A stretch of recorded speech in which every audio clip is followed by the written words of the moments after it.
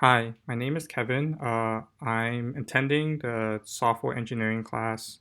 Um, and for the 1 minute video, the 1 minute discussion of the video I just watched, I think the big takeaway from it was how similar it was to a book that I read in one of my English class called The Lean Startup and the Business Model, where I come up with an idea to attack a problem that everyone or most of the people in society has an issue with, and I try to solve it.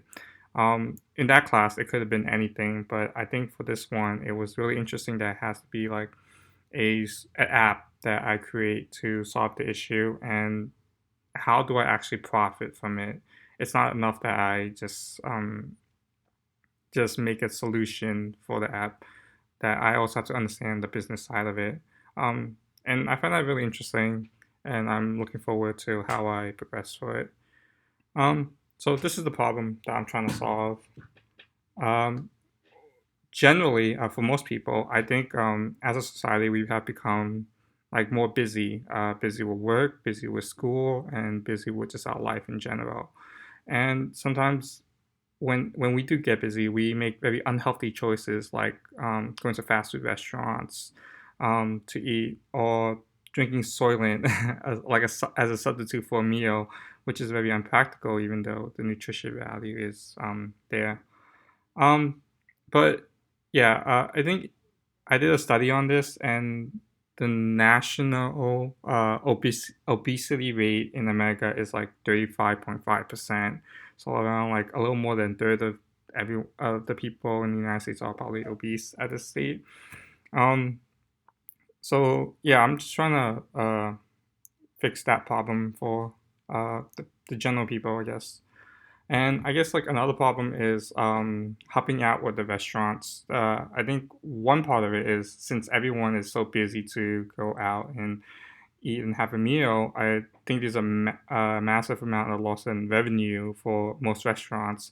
And in order to like help them out, like to drive people in, they create like large menus that are like 100 items. I went to one where it was around like 150 items, and I was so lost on what I was gonna get. So trying to help that out, and like lunch specials where they try to create special deals for certain people. They have to like tailor to it. Um, I feel like it's really inefficient. For the most part, I've seen like many restaurants with like lunch specials and stores like empty for the most part. Um, oh, sorry. So my solution is to come up with an app where users can say, "I want a meal today," right? And they say that where they're going to be at 12 o'clock at lunchtime. And what happened is it sends the data to a single local restaurant within that area. So, for example, let's say Sam Subs is the restaurant of the choice this time. Then if 50 people at APU decide to say, "Hey, I want a meal," it will notify Sam Subs, say there's 50 people who wants a meal. Now Sam Subs doesn't have to make 50 different meals; they just make one single item, and that's the unique part of this app. You have one item for everybody. There's no choice. Maybe a vegan choice, but other than that, there's not much of a choice. It limits the amount of time that a person has to redo something, and I think mass producing a certain type of food is much easier and cheaper for the most part, and by doing so, we can cut costs of it. This only affects like local area, this app. So if you're in Pasadena, you won't be getting the same food from someone from Azusa. Um, so it comes with delivery, like free delivery at this point. I think it's much practical if it's a local area. So the person probably doesn't have to go out and pick it up, which spends a lot of time. Yeah, this is my solution to killing two birds in one stone. Um, So success. How do I know if this app is working? First of all, I think it's this app is very reliant on the number of users who are um, using it.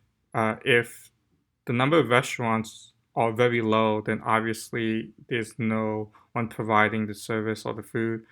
But if the number of people who are participating in the app is very low, then the restaurants might try to bail out, and because like there's not enough people participating, and you're trying to give like a much cheaper discount on food prices.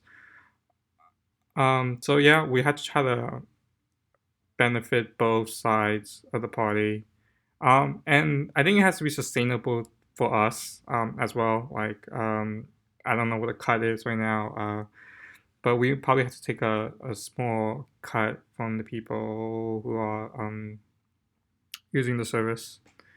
So failures would just be the opposite of what of success at this point. Like if there's just low community involvement, either party feels cheated out from using this app. Like let's say like restaurants feel like, oh, I'm not getting enough for what I'm making, and I don't feel like I don't want to do this anymore.